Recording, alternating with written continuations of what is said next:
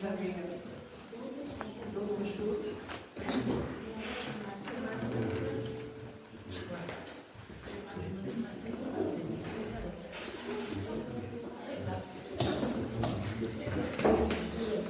Bonjour à chacun, bienvenue à ceux qui sont nouveaux. Vous venez pour la première fois?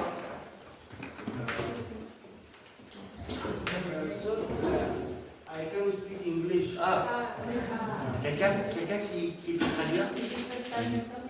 First time, yeah. C'est la première fois qu'il vient. Ils viennent d'où? I'm from Afghanistan. Afghanistan. Welcome. Thank you. God bless you all.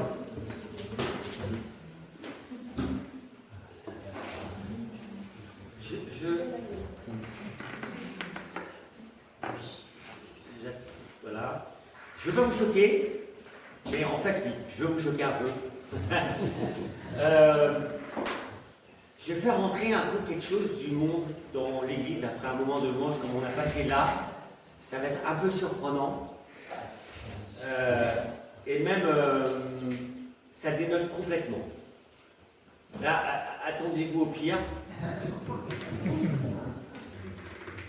Vous pouvez mettre en route. Vous ne mettez pas la vidéo, hein.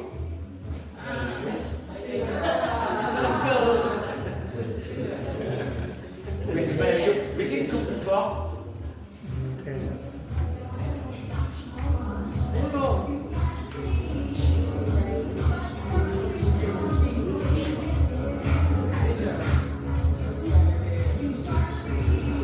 On va arrêter. On va pas transformer l'église. Ah si, on peut l'arrêter. Je pense qu'on ne va pas transformer l'église en discothèque, mais c'est pas le but de transformer l'église en discothèque. En fait, je pense que vous vous souvenez tous de ce tube planétaire d'un certain Michael Jackson. Thriller. Je crois que le clip a fait le tour de la Terre. Ça a été la chose la plus regardée dans notre monde. C'est incroyable, voilà. Des revenants sortant de leur tombe, des trucs affreux sonnant la désolation. C'est juste incroyable. Et je peux vous dire que toute la jeunesse de cette époque, même encore aujourd'hui en discothèque, ont dansé sur cette horreur.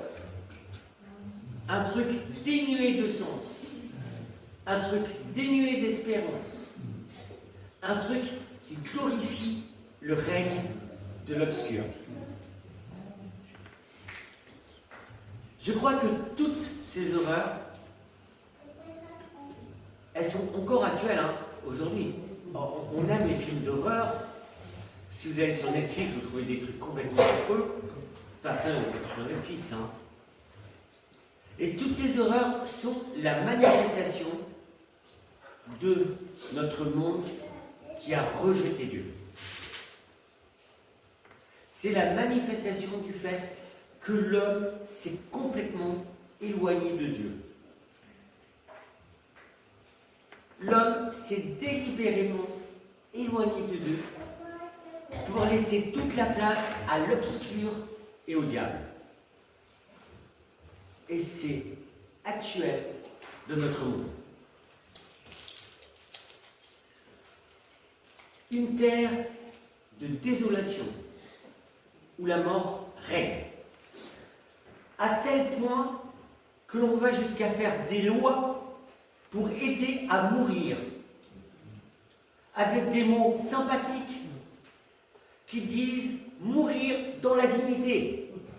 On va te tuer dans la dignité parce que la mort est plus importante. Et vous savez que cette loi qui a été pondue inclut des articles qui peuvent punir soit d'une amende sévère jusqu'à la prison, ce qui découragerait quelqu'un qui souhaite mourir. Je vais te décourager de te suicider. Je crois que nous sommes sur un point de non-retour. Parce que pour l'homme, la vie n'a pas de sens, n'a plus de sens. La vie n'a plus d'espérance. La vie n'a pas d'au-delà. Si tu souffres, à quoi bon vivre? Bah oui. De toute façon, il n'y a rien d'autre. Ta souffrance est plus importante, elle domine. Je crois que l'objectif du diable, parce qu'on oublie que le diable est le prince de ce monde, et on peut le percevoir dans notre société, l'objectif du diable, c'est de tuer toute trace d'éternité que Dieu a placée dans le cœur des hommes. Mettre du vide là où il y a un espoir. Avec des mots comme mourir dans la dignité. Bah ouais, il n'y a rien après. L'objectif, je crois, est de ne pas affronter ce moment fatidique où l'homme, avec sa conscience, peut encore se rapprocher de Dieu. Parce que ce moment fatidique où l'homme peut encore se rapprocher de Dieu, où il est seul avec lui-même et il sait qu'il se passe quelque chose, on va lui supprimer.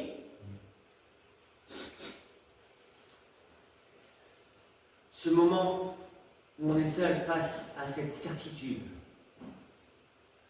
qu'il y a quelque chose après. Où la peur vient s'inscrire dans le cœur parce qu'elle est gravée en nous, cette trace de l'éternité. Ce fait que nous allons rencontrer celui qui nous a créés. Quelle tristesse! Quelle tristesse! Dans quel monde on est? Et pourtant, la mort fait peur. Elle fait peur, la mort. Les hommes ont peur de la mort. Elle donne des frissons. Et la preuve, comme j'ai dit tout à l'heure, on en fait des clips avec des morts vivants. On en fait des films d'horreur où la peur et la désolation règnent. Parce que ça, c'est la réalité du diable. La peur, la désolation. Les hommes se sont tellement éloignés de Dieu que le diable a pris toute la place pour faire régner son royaume, un royaume des ténèbres, où il n'y a plus d'espérance, plus de lumière, seulement du vide avec, pour seule destinée, la mort. En retirant le fait que le jugement de Dieu vient après. Nous, en tant qu'Église, et je tiens à le préciser, nous devons persévérer en annonçant que Dieu est le Dieu des vivants et pas des morts. Matthieu chapitre 22, verset 32. Je suis le Dieu d'Abraham, le Dieu d'Isaac et le Dieu de Jacob. Dieu n'est pas Dieu des morts, mais des vivants. Une fois que vous êtes mort, c'est fini.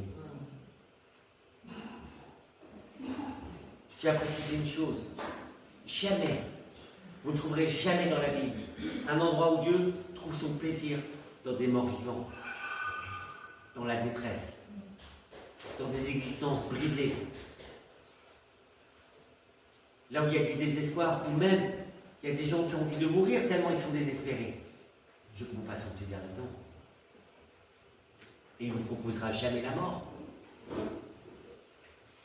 Dieu vous proposera toujours de reconstruire votre être, votre identité. Je vais demander à Jean-Louis de prier pour introduire ce livre. Seigneur, nous voulons écouter ta parole. Nous voulons écouter, Seigneur, le doux murmure du Saint-Esprit qui va nous parler dans notre cœur, qui va nous expliquer quelque chose. Et Seigneur, nous voulons te prier pour que notre cœur soit réceptif, pour que nous acceptions ce que ton serviteur est en train de nous dire, pour que, Seigneur, cela nous permette de voir clair sur une situation peut-être que nous ne connaissons pas ou sur lesquels nous n'avons pas d'idée précise. Seigneur, veuille nous éclairer et veuille bénir Hervé pour qu'il puisse exprimer ce qu'il a à nous dire de manière claire et inspirée. Voilà, Seigneur, bénis ce moment de conduite de ta parole. Amen. Je vous propose une lecture dans le livre d'Ézéchiel, au chapitre 37, du verset 1 au verset 14. Et j'ai demandé à Barnabé de lire, mais normalement il s'est entraîné pour vous lire ça bien et d'une manière forte et haute. Tu peux te lever, Barnabé, pour lire Ézéchiel, chapitre 37, verset 1 à 14. Tu m'avais dit 11. Chapitre 37. Oui, non, mais tu m'avais dit du verset 1 à 11. Jusqu'au verset 14. Ah. La main de l'Éternel fut sur moi, et l'Éternel me fit sortir en esprit et me déposa dans le milieu de la vallée. Celle-ci était remplie d'ossements. Il me fit passer auprès d'eux, tout autour. Or, ils étaient très nombreux à la surface de la vallée et très secs. Il me dit, Fils d'homme, ces os pourront-ils revivre? Je répondis, Seigneur éternel, c'est toi qui le sais. Il me dit, prophétise sur ces os, tu leur diras, ossements desséchés, écoutez la parole de l'Éternel.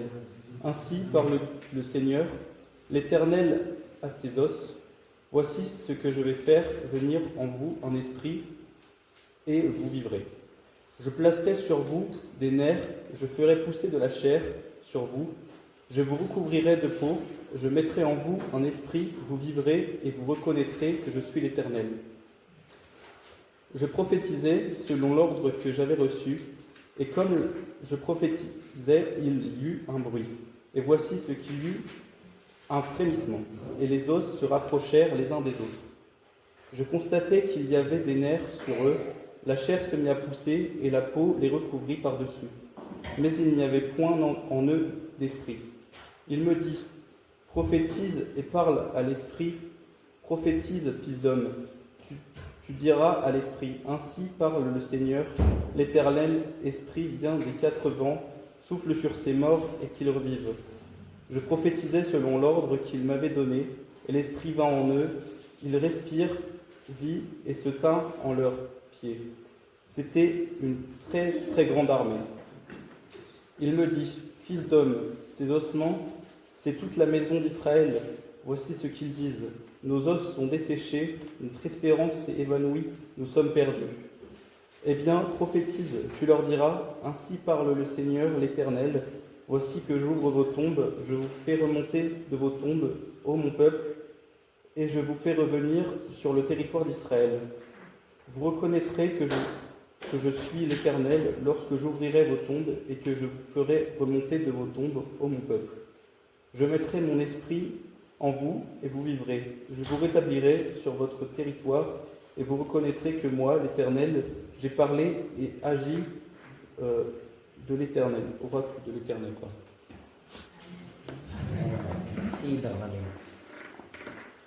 Quelle vision! Vous imaginez que tout d'un coup, Ézéchiel, il est saisi et Dieu l'emmène sur un charnier, apparemment. Avec des os partout. Et puis il dit, prophétise, prêche à ses os pour que... Bon, c'est pas thriller, hein, mais dans ce message, il y a une espérance. Parce qu'en fait, c'est une prophétie qui s'est réalisée. Mais c'est pas là-dessus que je vais travailler ce matin. Ézéchiel vit à proximité de Babylone. Il est un exilé depuis 598 avant Jésus-Christ, pour ceux qui aiment l'histoire. Il faut noter que Jérusalem a été prise et détruite, qu'il y a eu une guerre phénoménale. Des morts, des déportés. Ça s'est fait entre 587 et 586. Imaginez pour le peuple hébreu, plus de temple, plus de pays. Une désolation terrible. Israël a tout perdu.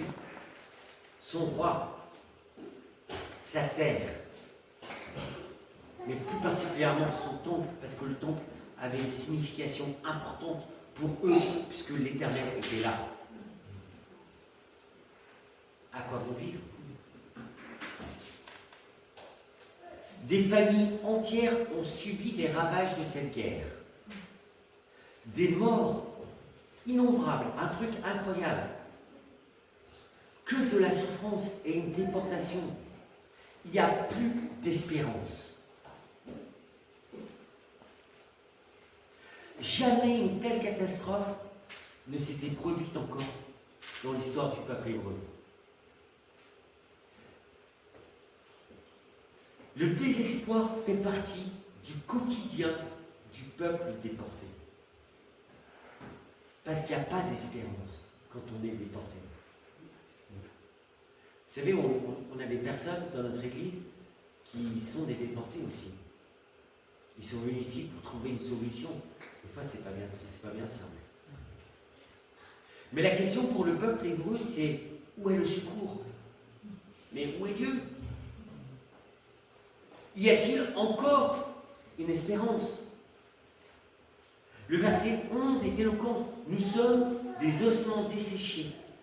Notre espoir est mort. Nous sommes perdus. Assez. Mais je peux vous assurer que nous, en tant qu'individus, parfois, on vit ce genre de situation. Et on a ces mots-là. Le peuple de Dieu est dans un état pitoyable. Un tas d'ossements desséchés, versets 1 et 2. Dans une vallée jonchée d'ossements. La vision d'Ézéchiel est une vision d'horreur. Ça semble être une vision d'horreur au départ. C'est sans doute un immense charnier, je l'ai déjà dit, dû à la guerre, qui est là depuis un certain temps, squelette blanchi par le temps, une vallée de désolation. Ézéchiel, à cette époque, se trouve près du fleuve Kébar, quand Dieu lui donne cette vision. Ça vous aide pas, mais pour ceux qui aiment la géographie, cela se trouve au sud de Bagdad, en Irak.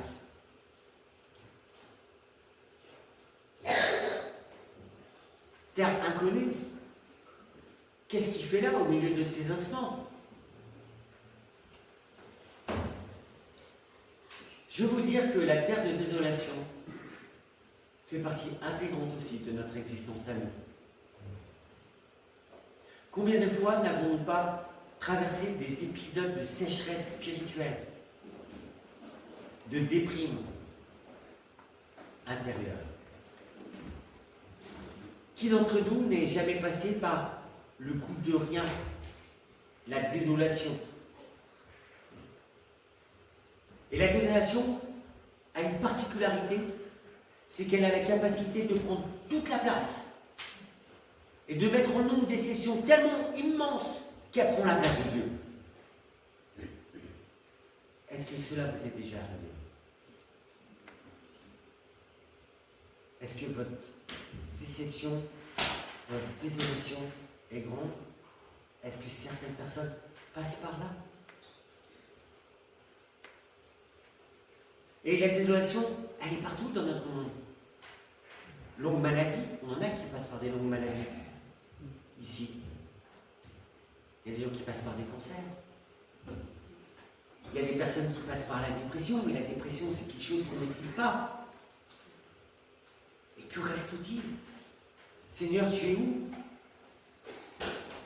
Et il y en a dans ces conditions-là, ils n'ont qu'un mot: je veux mourir. Parce qu'ils ne voient plus l'espérance qui est derrière, qui est Dieu. Et ça, le diable est très fort pour faire ça. Très fort pour masquer l'espérance. Très fort pour mettre la désolation en gros. Alors qu'en fait, c'est un petit arbre qui fait ça. Et on fait du tic, ah! Mais dans ces conditions-là, on n'est pas capable de le voir. L'abandon. Les gens qui ont été abandonnés. Combien de suicides à cause des abandons? La solitude. Même les gens qui sont au chômage. Des fois, c'est une catastrophe pour leur vie. J'ai pas de travail, Seigneur, j'ai pas de travail.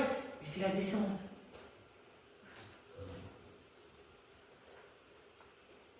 Chacun d'entre nous, nous sommes à la merci des effets dévastateurs du péché. Ce péché qui agit dans le monde.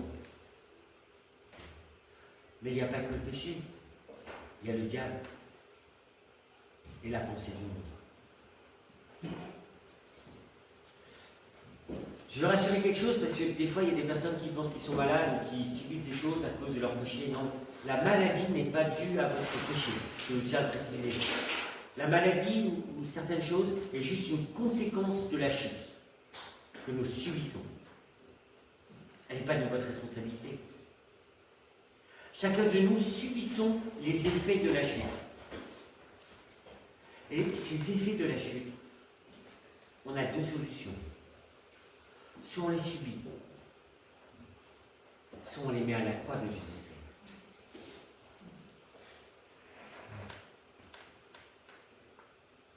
Aujourd'hui, notre monde est un champ de ruines. Et c'est une réalité. Guerre, malheur, famine, souffrance, qui font que souvent, la vision des personnes qui vivent loin de Dieu est privée de sens. Parce que ça n'a pas de sens tout ça. Et si je suis loin de Dieu, je perds le sens de la vie. Le sens de ce que Dieu veut faire dans ma vie.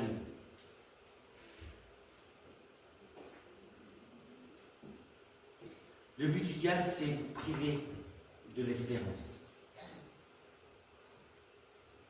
Le but du diable, c'est laisser la place à la mort.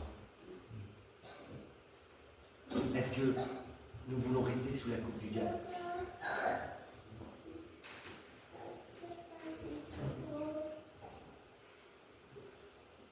Est-ce que vous voulez fuir la désolation et la souffrance ? Si c'est votre souhait, il n'y a qu'une solution. Jésus. Le point qui m'a frappé vraiment dans la prophétie d'Ézéchiel, c'est que Dieu doit être notre espérance en toutes circonstances. Est-ce que Dieu est ton espérance en toutes circonstances? Parce que si Dieu est ton espérance, il a le pouvoir de tout changer. Le message que Dieu nous adresse au travers de la prophétie d'Ézéchias, c'est un message d'espoir, de vie, de rétablissement pour chacun d'entre nous. Est-ce que tu veux être rétabli à l'intérieur de toi?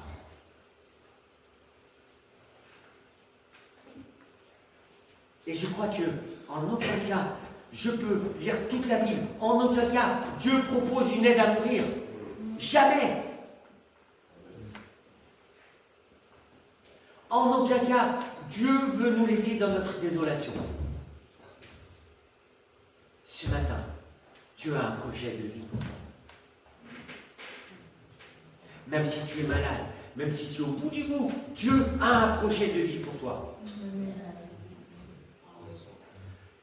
S'il t'appelle à mourir, il a quand même un projet pour toi, parce que c'est la vie éternelle qui est derrière.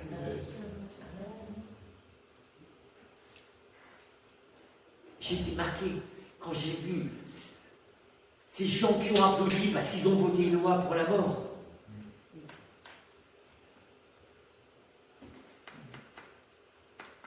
Dieu a une place pour toi. Et cette place s'appelle l'espérance. Dieu est un Dieu qui agit. Et je crois que souvent, on oublie une chose, le temps de Dieu n'est pas le nôtre.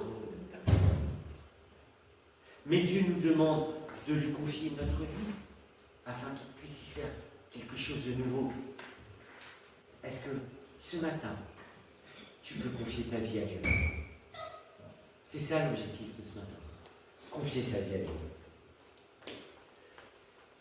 Et quand je confie ma vie à Dieu, il ne s'agit pas d'une amélioration de notre condition de vie superficielle, c'est pas quelque chose de superficiel, ou d'un retour en arrière avant que l'on tombe dans la déprime, la situation. C'est pas un truc moribond ou bizarre.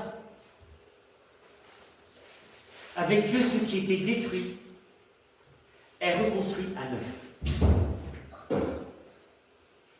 Nos erreurs, nos fautes, notre péché est couvert par Dieu. Plus de condamnation. Parce que l'objectif de Dieu est de nous guérir profondément à l'intérieur.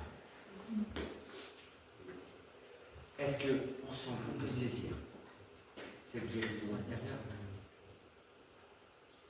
Je veux que tu nous guérisses profondément. Quelle espérance! Et moi ce matin, je vais être guéri par Dieu profondément. Pour cela, nous devons croire en cette œuvre que Dieu accomplit dans nos cœurs. Oui, Dieu agit. Ézéchiel va prophétiser à des ossements desséchés. C'est affreux. Ces ossements, mais ils nous ressemblent tellement parfois. Je peux vous assurer que oui, ils nous ressemblent. Ce matin, je suis venu écouter une parole d'espérance de Dieu. Je suis venu écouter une parole d'espérance sans me poser de questions. Parce que j'ai la certitude que cette simple parole va bousculer ma vie. Cette simple parole de Dieu va mettre de l'espoir en moi, là où tout était perdu. Comme pour Ézéchiel. Et je ne sais pas si vous avez remarqué, c'est Dieu qui prend l'initiative. Dieu prend l'initiative de parler à Ézéchiel, comme il prend l'initiative de nous parler personnellement. Et en aucun cas, nous avons le droit d'infliger la mort à quelqu'un sous prétexte de l'aider à mourir. Parce que Dieu prendra encore l'initiative de parler à chacun d'entre nous, même à des individus qui sont sur leur mort.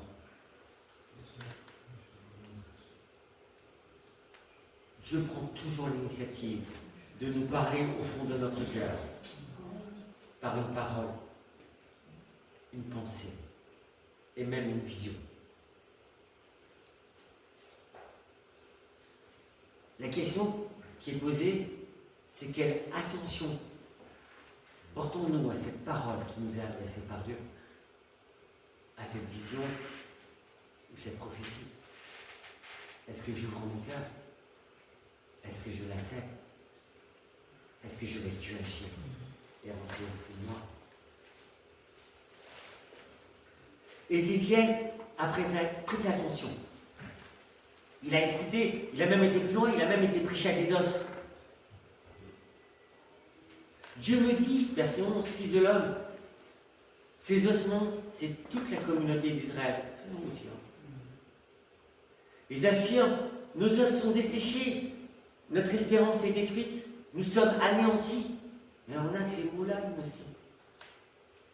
Et Dieu lui dit, c'est pourquoi prophétise. Tu leur annonceras, voici ce que le Seigneur. Vous reconnaîtrez que je suis l'Éternel, au verset 13. Vous reconnaîtrez que moi, l'Éternel, j'ai parlé et agi. Est-ce qu'on laisse la place à Dieu pour qu'il agisse? Pour qu'on puisse reconnaître et dire, l'Éternel a agi. On a eu un témoignage il y a 15 jours qui était extraordinaire là-dessus. Vous imaginez, pour Ézéchiel, un simple bruit, puis un frémissement, puis les os se rapprochent, les squelettes complets se reforment, avec les tissus, les nerfs, la peau, les yeux, et enfin la vie qui vient du souffle de Dieu. Ce matin, où que vous soyez, à l'endroit où vous êtes, placez votre espérance en l'Éternel, parce qu'il agit. J'ai vu un autre point qui était important, tellement important. C'est que je dois saisir que ma vie est précieuse. Notre vie est précieuse aux yeux de Dieu. Même dans notre infiniment petit, même dans notre terrible misère, dans notre souffrance qui sont tellement grandes. Dieu m'aime. Et pourquoi ma vie est précieuse aux yeux de Dieu? Parce que Dieu est à l'origine de toute vie. Si Dieu t'a donné la vie, c'est pour une raison. Dans Ézéchiel, les os reprennent place avec ensuite les nerfs, la chair, la peau. Puis vous constatez qu'il n'y avait pas de vie. Puis au verset 9, il dit, le Seigneur me dit alors, toi qui n'es qu'un homme, parle en prophète au souffle de vie. Oui, parle-lui de ma part et dis-lui, souffle de vie. Le Seigneur te donne l'ordre de venir de tous les points de l'horizon et de souffler sur ces cadavres afin qu'ils reprennent vie. Et c'est pas la vision d'horreur de Michael Jackson, là, des trucs comme ça. C'est reprendre vie, mais quelque chose de glorieux, de beau. Une reconstruction totale. Je parlais en tant que prophète comme le Seigneur me l'avait ordonné. Le souffle de vie entra dans les cadavres qui reprirent vie et se dressèrent sur leurs pieds. Vous savez que le terme qui est employé là est le même que celui de la création dans la Genèse, où Dieu avait donné son souffle de vie. Dans cet épisode d'Ézéchiel, Dieu va redonner son souffle de vie. Le terme juste, c'est « il va insuffler ». Des termes savants, mais bon. Mais ce qui est important, c'est que c'est exactement le même mot hébreu qui est employé lors de la création de l'homme, où Dieu insuffle sur lui. C'est « ruach », qui peut se traduire par souffle, vent, mon corps, esprit. Ce qui est extraordinaire, c'est qu'après sa résurrection, Jésus a aussi soufflé sur ses disciples en disant « recevez le Saint-Esprit ». De même à la Pentecôte. Mais ce que je veux relever, c'est Dieu est à l'origine de toute vie, de tout ce qui est respire. Sans Dieu, c'est pas possible. Et que cette vie soit terrestre ou spirituelle, c'est l'Esprit de Dieu qui fait Dieu. Même si tu es au bout du bout, parce que c'est possible d'être au bout du bout. Des fois, il y en a qui sont simplement découragés, déprimés. Il y en a d'autres qui sont sur des lits à l'hôpital. La fin est proche. Mais là, Dieu encore peut agir. Pour ceux qui sont sans force, sans espoir, Dieu peut agir. Vous savez qu'il y en a qui sont chez eux avec une corde. Dieu peut agir. Nous devons annoncer la bonne nouvelle. Nous sommes les témoins d'un Dieu qui agit. Nous portons en nous ce Dieu qui agit. Est-ce que Dieu agit dans votre vie?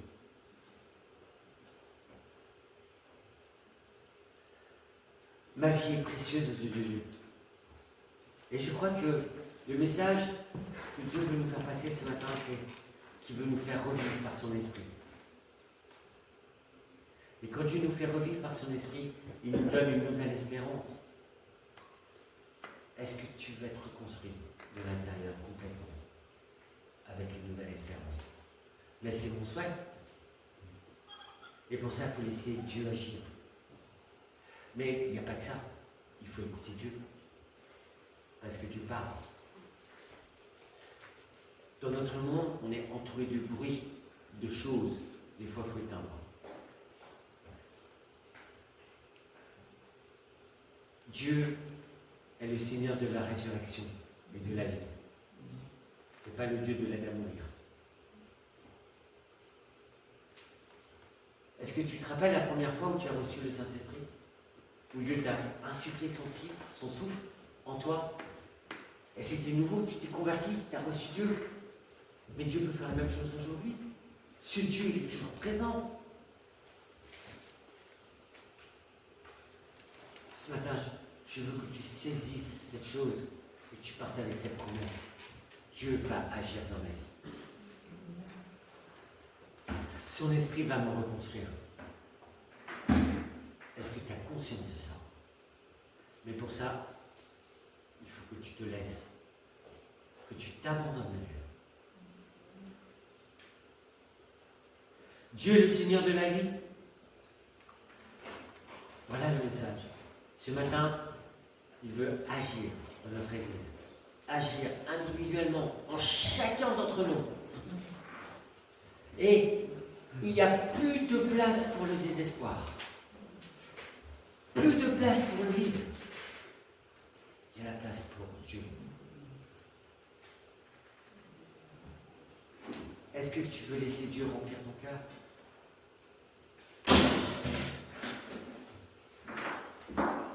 Ce matin, saisis la vie.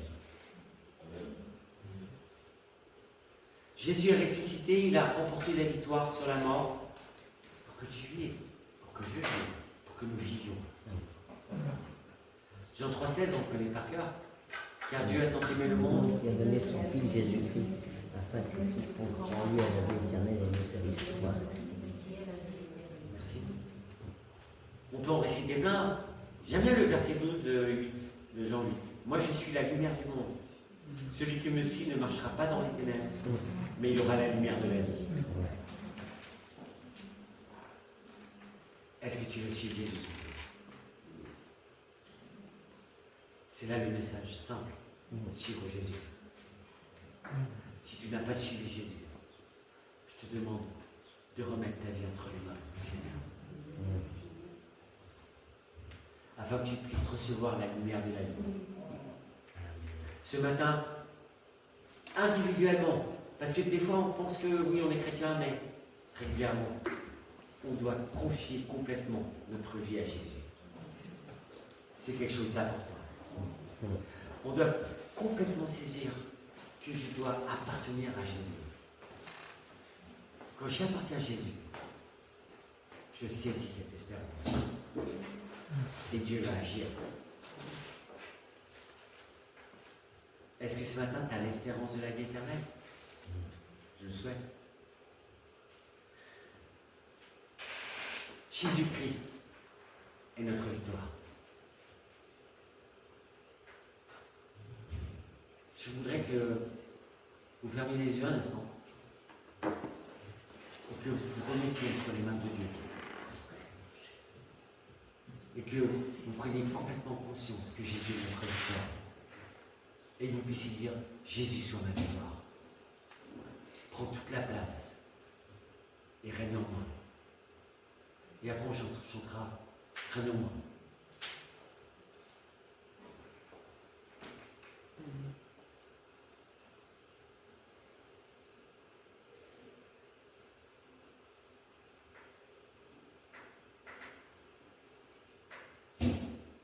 Seigneur, on veut se placer devant toi ce matin.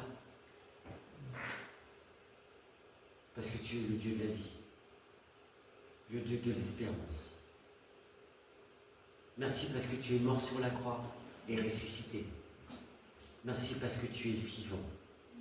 Merci parce qu'un jour tu vas me ressusciter. Merci parce que tu agis et que tu es un Dieu qui agit au plus profond de nous. Seigneur, tu vois toutes nos blessures. Tu vois toutes nos meurtrissures. Tu vois là où c'est cassé. On te prie que tu reconstruises. Guéris-nous. Fais-nous du bien, Seigneur. Et viens régner dans nos cœurs.